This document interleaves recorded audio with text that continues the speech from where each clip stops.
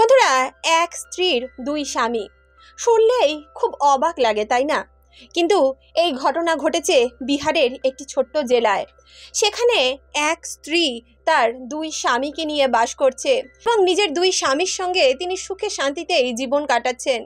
বন্ধুরা, এই ঘটনা কিছুদিন আগেই ভাইরাল হয়েছে এবং এই ঘটনার ভিডিও ক্লিপও আমাদের কাছে রয়েছে।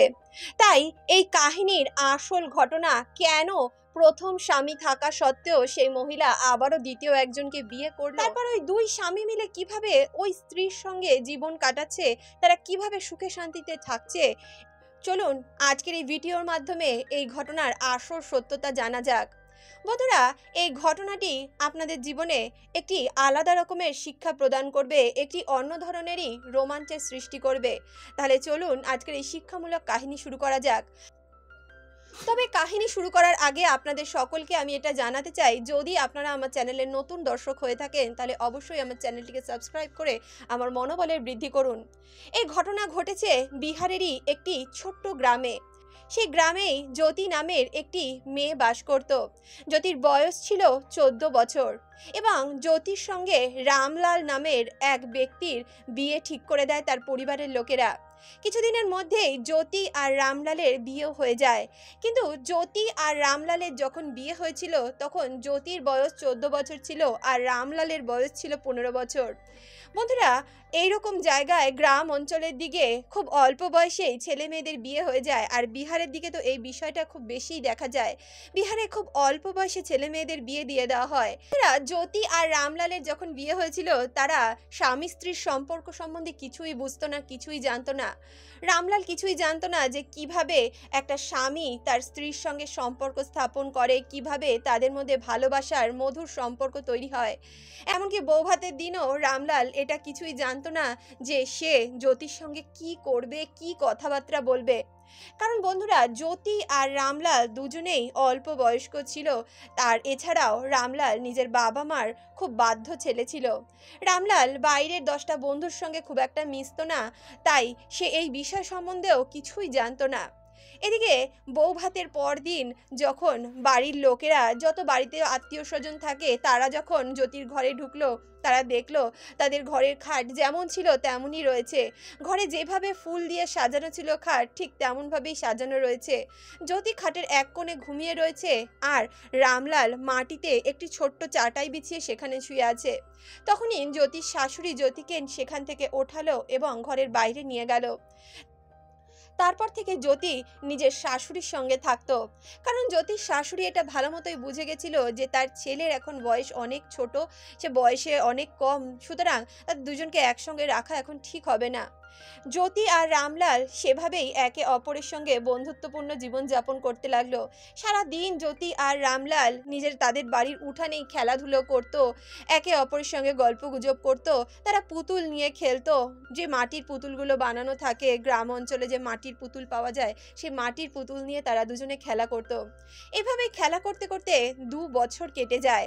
2 বছরের মধ্যে জ্যোতি একটু বড় হয়, কিন্তু রামলালের তখনও সেই বুদ্ধি হয়নি। রামলাল তখনও জ্যোতির সঙ্গে কোনোরূপ কোনো সম্পর্ক স্থাপনই করতে পারেনি। জ্যোতি আর রামলালের সেই বন্ধুত্বপূর্ণ, সেই বাচ্চা বাচ্চা সম্পর্কটাই বজায় ছিল। এর মধ্যে রামলালের বাবা তাকে বলতে লাগলো, দেখ, তোর তো এখন 17 বছর বয়স হয়েছে, তুই এক কাজ কর, শহরে আমার এক বন্ধুর কাছে তুই কাজে চলে যা, সেখানে তুই একটা ভালো জায়গায় কাজ পেয়ে যাবি, আমি সব বলে কয়ে রেখেছি, তুই যা, গেলেই কাজটা পেয়ে যাবি। তখনই রামলাল নিজের বাবার কথা মতো গ্রাম থেকে শহরের উদ্দেশ্যে রওনা দিল। সে শহরে গিয়ে তার বাবা যেখানে কাজ ঠিক করে দিয়েছিল সেখানেই কাজ করতে লাগলো। কিন্তু এই সময়ের মধ্যে জ্যোতি তো প্রায় অনেকটাই বড় হয়ে গেছিল। জ্যোতি এখন আস্তে আস্তে বুঝতে শুরু করেছিল স্বামী স্ত্রীর সম্পর্ক কি হয়, স্বামী স্ত্রীর সম্পর্কের মধ্যে কি কথাবার্তা হয়। তখন তার রামলালের কথা খুব মনে পড়তে লাগলো। তার মনে হতে লাগলো, যদি আমার স্বামী আমার কাছে থাকতো তাহলে আমরা কত সুন্দর একে অপরের সঙ্গে গল্প করতাম, আমাদের কত সুন্দর সুন্দর মুহূর্ত হতো। কিন্তু রামলাল তো শহরে ছিল, তাই জ্যোতিরও সেই মনের ইচ্ছে পূরণ হচ্ছিল না। এদিকে এরই মধ্যে একটা খুব খারাপ ঘটনা ঘটলো। রামলাল যেখানে কাজ করত সেখানে অনেক কর্মচারীদের ছাঁটাই করে দেওয়া হলো। রামলাল মনে মনে ভাবতে লাগলো, আমি যদি এখন এখান থেকে বাড়ি ফিরে যাই তাহলে আমি কাকে কি বলবো, কারণ রামলাল বাড়িতে বেশ ভালো টাকাই প্রতি মাসে পাঠাতো। তাই রামলাল ভাবলো সে কোনো একজনের বাড়িতে গিয়ে কাজ করবে, সেখানে গিয়ে সে যতটুকু পয়সা উপার্জন করতে পারবে সেটাই সে তার বাড়িতে পাঠিয়ে দেবে। এমনটা ভেবে রামলাল একজনের বাড়িতে কাজ করতে গেল। বন্ধুরা, রামলাল সেখানে গিয়ে একটি বড়সড় চক্রে ফেঁসে গেছিল। এই বিষয়ে একটা খুব বড় বিষয়, এই বিষয় নিয়ে আরো বিস্তারিত একটি কাহিনী রয়েছে। রামলাল দীর্ঘ ১৩ বছর পর্যন্ত সেখানেই আটকে রইল। সে সেখান থেকে নিজের বাড়িতে ফিরতে পারল না। এদিকে যখন দিনের পর দিন রামলাল বাড়িতে আসছিল না, তার কোনো খোঁজ খবর পাওয়া যাচ্ছিল না, গ্রামের লোকজনও যখন রামলালকে খুঁজতে শহরে গেল তারাও রামলালের কোনো খোঁজ পেল না। তখনই রামলালের বাবা মা এটা মনে মনে ভাবতে লাগলেন, হয়তো ওনার ছেলের কোনো দুর্ঘটনা ঘটে গেছে আর ওনার ছেলে এখন আর বেঁচে নেই। তারা রামলালকে নিয়ে পুলিশে এফআইআরও লেখালো, কিন্তু দীর্ঘদিন কেটে যাওয়ার পরও পুলিশ রামলালকে খুঁজে পেল না। এখনই রামলালের মা বাবা এটা পুরোপুরি বিশ্বাস করে নিয়েছিল যে রামলাল হয়তো আর বেঁচে নেই। বন্ধুরা, এদিকে রামলালের যখন খোঁজ পাওয়া যাচ্ছিল না তখন তার শ্বশুরবাড়ির লোক অর্থাৎ জ্যোতির শ্বশুরবাড়ির লোক জ্যোতিকে বলতে লাগলো, এখন তুমি এখানে থেকে কি করবে, তোমার স্বামীকে তো খুঁজে পাওয়া যাচ্ছে না, হতে পারে তোমার স্বামী বেঁচেই নেই, তুমি এক কাজ করো, তুমি তোমার বাড়ি চলে যাও, নিজের বাবা মার কাছে চলে যাও, তোমার বাবা মা তোমাকে কোনো একটা ভালো ছেলে দেখে বিয়ে দিয়ে দেবেন। কিন্তু জ্যোতি নিজের শ্বশুর শাশুড়িকে ছেড়ে সেখান থেকে কোথাও যেতে চাইছিল না। সে নিজের শ্বশুর শাশুড়িকে খুবই ভালোবাসতো, খুবই সম্মান করত। এদিকে জ্যোতির শ্বশুর শাশুড়িও জ্যোতিকে খুবই ভালোবাসতো, নিজের বাড়ির মেয়ের মতো তাকে যত্ন করত, তাকে সেখানে রাখার চেষ্টা করত। তখনই রামলালের বাবা মা একটা সিদ্ধান্ত নিল যে রামলালের ছোট ভাইয়ের সঙ্গে জ্যোতির বিয়ে দিয়ে দেওয়া হবে, কারণ দীর্ঘ 10 বছর কেটে যাওয়ার পরও রামলাল বাড়িতে ফেরেনি। এত বছর কেটে যাওয়ার পরও যখন রামলাল ফিরল না তখন তার বাবা মা এটা ভাবতে বাধ্য হয়েছিল যে রামলাল হয়তো জীবনে আর কখনো ফিরে আসবে না। বন্ধুরা, রামলালের ভাইয়ের নাম ছিল প্রেম কুমার। এদিকে জ্যোতি প্রেম কুমারের সঙ্গে বিয়ে করতে রাজি ছিল না, কারণ সে নিজের দেওরকে কিভাবে নিজের স্বামী হিসেবে মেনে নেবে। বন্ধুরা, জ্যোতি আর জ্যোতির দেওরের বয়স একই ছিল। বন্ধুরা, প্রেম কুমারও জ্যোতির সঙ্গে বিয়ে করতে রাজি হচ্ছিল না, কারণ সে তার বাবা মাকে একটাই কথা বলছিল, দেখো ও তো আমার বৌদি, বৌদিকে কী করে আমি বিয়ে করব, কিভাবে আমি তাকে মেনে নেব নিজের জীবনে, ওকে তো আমি জীবনে কখনোই এমনভাবে দেখিনি। কিন্তু রামলালের বাবা মা জ্যোতিকে অন্য কোথাও পাঠাতে চাইছিল না, নিজের বাড়িতে পাঠাতে চাইছিল না। তারা বলছিল, দেখ জ্যোতিকে আমরা ছোটবেলা থেকে দেখেছি, ছোটবেলা থেকে চিনি, ও এত ভালো একটা মেয়ে, ওর মতো ভালো মেয়ে তুই জীবনে আর একটাও পাবি না।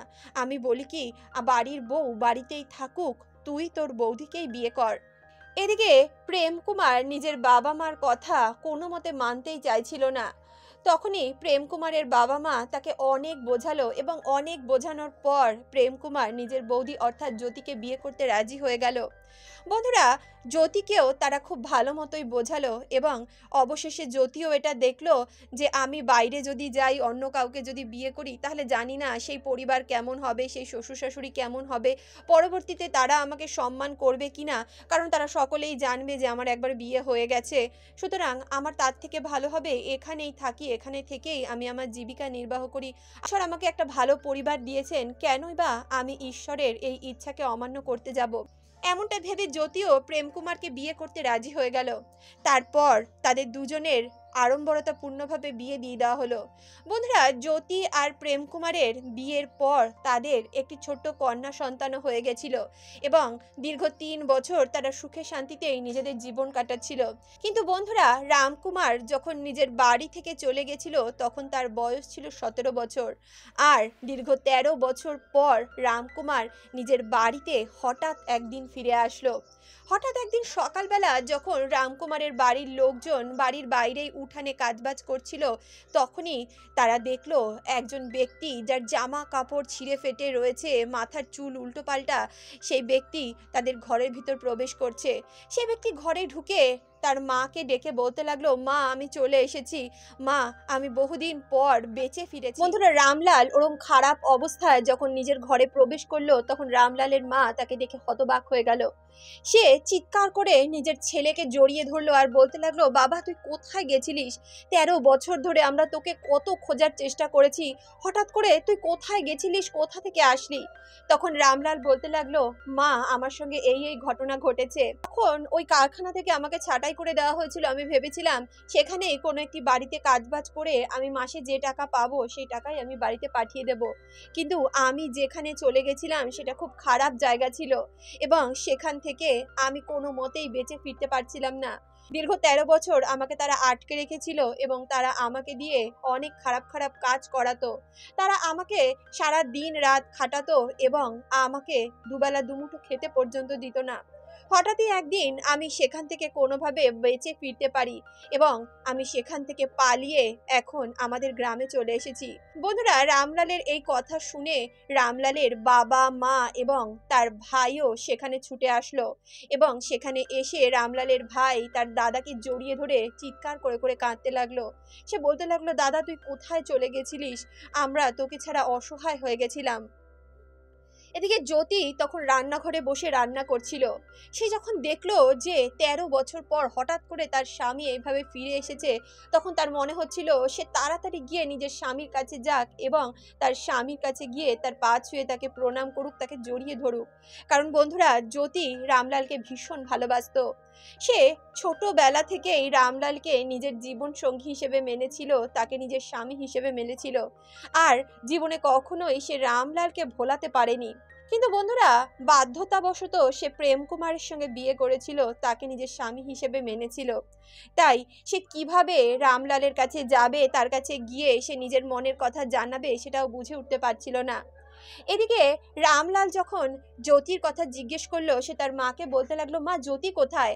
এখানে তোমরা সবাই রয়েছো, আমরা তো জ্যোতিকে কোথাও দেখতে পাচ্ছি না। তখন রামলালের মা তাকে বলল, দেখ বাবা তোকে আমরা একটা কথা জানাতে চাই, দেখ তুই রাগ করিস না। রামলাল বলতে লাগলো, মা তুমি এটা কি বলছো, কি হয়েছে আমাকে পরিষ্কার করে জানাও। তখনই রামলালের মা বলল, দেখ বাবা তুই যখন এখান থেকে চলে গেলি তারপর আমরা তোকে অনেক খোঁজার চেষ্টা করেছিলাম, কিন্তু দীর্ঘ 10 বছর পর্যন্ত আমরা তোকে কোথাও খুঁজে পাইনি। তারপর আমরা সিদ্ধান্ত নিলাম যে আমরা জ্যোতির বিয়ে দিয়ে দেব, আর তারপরই তোর ভাই প্রেম কুমারের সঙ্গে আমরা তোর স্ত্রী জ্যোতির বিয়ে দিয়ে দিয়েছি, আর এই 3 বছরের মধ্যে তাদের একটি কন্যা সন্তানও হয়েছে। দেখ বাবা এতে জ্যোতির কোনো দোষ নেই, জ্যোতি তো বিয়ে করতে রাজি ছিল না, আমরাই জোর করে জ্যোতিকে তোর ভাইয়ের সঙ্গে বিয়ে দিয়েছিলাম। এখনই প্রেমও নিজের দাদার কাছে ক্ষমা চেয়ে বলতে লাগলো, দেখ দাদা তুই যদি চাস তাহলে আমি এখান থেকে অনেক দূরে চলে যাব, আমি তোদের জীবনে কোনো হস্তক্ষেপ করব না। তখনই রামলাল জ্যোতিকে তার কাছে ডেকে পাঠালো। জ্যোতি যখন রামলালের কাছে দাঁড়ালো তখন সে বলতে লাগলো, দেখ আমি তোমার প্রতি অন্যায় করেছি, কিন্তু বিশ্বাস করো আমি যদি জানতাম যে তুমি এইভাবে ফিরে আসবে তাহলে আমি কোনোদিনও এমন কাজ করতাম না। আমরা তো ভেবেছিলাম তুমি আর বেঁচেই ফিরবে না। এদিকে এই সমস্ত ঘটনা যখন তাদের বাড়ির উঠানে হচ্ছিল তখন আশেপাশের পাড়া প্রতিবেশীরা সেখানে উপস্থিত হয়ে পড়লো। তারা বলতে লাগলো, এত বছর ধরে তুমি এখানে ছিলে না, তুমি কোথায় ছিলে, কি করছিলে? রামলাল তাদেরকে নিজের সমস্ত সমস্যার কথা জানালো, কিন্তু তারা বলতে লাগলো, মনে হয় তুমি কোনো মহিলার চক্করে ফেসে গেছিলে, সেখানে গিয়ে হয়তো তুমি সংসার পেতেছো, এখন সেই মহিলা তোমাকে এখান থেকে নিজের জীবন থেকে বিতাড়িত করেছে বলে তুমি এখানে চলে এসেছো। তখনই রামলাল বলল, না না এমন কোনো ঘটনাই ঘটেনি, তোমরা আমার কথায় বিশ্বাস করো, আমি একটা বাজে জায়গায় ফেসে গেছিলাম। এদিকে জ্যোতি যখন এই সমস্ত দৃশ্য দেখলো সে বলতে লাগলো, এখন তুমিই বলো আমি কি করব, তোমার যা ইচ্ছা তুমি যেটা বলবে আমি সেটাই করব, কিন্তু দেখো আমি প্রেম কুমারকেও নিজের স্বামী হিসেবে স্বীকার করেছি, তার থেকে আমার একটি কন্যা সন্তানও হয়েছে, এখন আমি ওকেও তো ছেড়ে থাকতে পারবো না, আমার ওর প্রতিও তো স্ত্রীর কর্তব্য পালন করতে হবে। বন্ধুরা, এরপর গ্রামে পঞ্চায়েত ডাকা হলো এবং পঞ্চায়েতের মাধ্যমে এই সমস্যার সমাধানের চেষ্টা করা হলো। পঞ্চায়েত প্রধান রামলালকে জিজ্ঞেস করলো যে সে কি চায়। রামলাল বলতে লাগলো, দেখো, যখন আমার স্ত্রীর আমার ভাইয়ের সঙ্গে বিয়ে হয়েই গেছে, এখন আর আমার কিছু করার নেই। আমি এটাও চাই না যে ওদের সম্পর্ক নষ্ট হোক, আর আমিও আমার স্ত্রীকে ছেড়ে অন্য কারোর সঙ্গে বিয়ে করতে রাজি নয়। রামলালের বাবা মা বলতে লাগলো, দেখ, তোকে আমরা অন্য জায়গায় বিয়ে দিয়ে দেবো, তুই অন্য কারোর সঙ্গে বিয়ে কর, সংসার কর। কিন্তু রামলাল বলল, না, আমি জ্যোতির সঙ্গেই সংসার করব, আমি তার সঙ্গেই থাকবো। এদিকে গ্রাম প্রধান যখন জ্যোতিকে এই কথা জিজ্ঞেস করলো, তখন জ্যোতি বলল, আমার দুই স্বামী যদি আমার সঙ্গে থাকতে রাজি থাকে তাহলে আমার এতে কোনো অসুবিধা নেই। আমিও আমার স্বামীর সঙ্গে থাকতে পারবো, আমি আমার স্ত্রীর সমস্ত কর্তব্য পালন করব। তারপর গ্রাম প্রধানের সহমতিতে জ্যোতি তার দুই স্বামীর সঙ্গেই সুখে শান্তিতে থাকতে শুরু করলো। বন্ধুরা, এই ঘটনার প্রায় 4 বছর কেটে গেছে, আর এই 4 বছরের মধ্যে জ্যোতি আর তার দুই স্বামী সুখে শান্তিতেই সংসার করছে, তাদের জীবনে কোনোরূপ কোনো সমস্যা আসেনি। বন্ধুরা, এই কাহিনী খুবই অদ্ভুত মনে হতে পারে, এই ঘটনা খুব অদ্ভুত মনে হতে পারে, কিন্তু এটাই সত্যি, এমনই একটি ঘটনা ঘটেছে। বন্ধুরা, এই কাহিনী খুবই ভাইরাল হয়েছে, তাই এই কাহিনী আমি আপনাদের সামনে তুলে ধরলাম। তবে এই কাহিনীর থেকে আমরা একটা জিনিস অবশ্যই শিখতে পারি, তাহলে আমরা জীবনে অনেক সময় এমন এমন সিদ্ধান্ত নিতে বাধ্য হই যেগুলোর উপর আমাদের কোনো আয়ত্ত থাকে না। কারণ বন্ধুরা, জ্যোতি কিন্তু কখনোই রামলালের থেকে দূরে সরতে চায়নি, রামলালের সঙ্গে কোনোরূপ কোনো প্রতারণা করতে চায়নি। সময় তাকে এই কাজ করিয়েছিল, সময়ই তাকে এমন একটি পর্যায়ে ফেলেছিল। তবে বন্ধুরা, তারা তিনজন এখন সুখে শান্তিতে সংসার করছে, রামলালের থেকে তাদের একটি পুত্র সন্তান হয়েছে এবং তারা নিজেদের জীবনে অনেক সুখে আছে। তাহলে বন্ধুরা, আজকের এই কাহিনী, আজকের এই প্রসঙ্গ আপনাদের কেমন লাগলো কমেন্ট বক্সে অবশ্যই লিখে জানাবেন। ভিডিওটি যদি ভালো লাগে অবশ্যই ভিডিওটিতে একটি লাইক করবেন, বন্ধু বান্ধব আত্মীয় পরিজনের সঙ্গে এই ভিডিওটি শেয়ার করবেন। তবে বন্ধুরা, আপনাদেরকে একটা কথা অবশ্যই জানিয়ে দিতে চাই, এই কাহিনীগুলো কিন্তু কাউকে বিরক্ত করার জন্য, কারোর মনে কষ্ট দেওয়ার জন্য অথবা কোনোরূপ কোনো বিভ্রান্তি ছড়ানোর জন্য তৈরি করা হয় না। এই কাহিনীগুলো তৈরি করা হয় যাতে আপনারা এই কাহিনীগুলো থেকে কিছু শিক্ষা গ্রহণ করতে পারেন, এর থেকে কিছু মোটিভেশন নিজের জীবনে গ্রহণ করতে পারেন। এই কাহিনীগুলোতে অনেক শিক্ষামূলক বিষয় থাকে, যেই বিষয়গুলোকে আপনারা নিজের জীবনে গ্রহণ করতে পারেন।